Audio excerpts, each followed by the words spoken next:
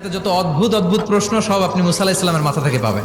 বিভিন্ন বিষয়ে আল্লাহরে প্রশ্ন করতেন। সাইয়েদনা মুসা আলাইহিস সালাম আল্লাহরে বললেন, আল্লাহ আপনি আমার এমন একটা জিকির শিখাইয়া দেন যে জিকিরটার শব্দ আপনি আর আমি ছাড়া কেউ জানবে না।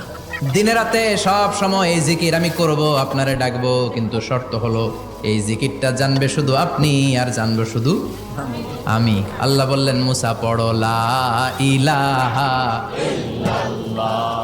মুসা আলাইহিস সালাম কয়, মাবুদ এটা তো জাতীয় জিকির, সবাই জানে। আমি তো চাইছি এক্সেলেন্ট একটা জিকির, কারো কাছে নাই, শুধু আমি জানবো আর আমি পড়বো।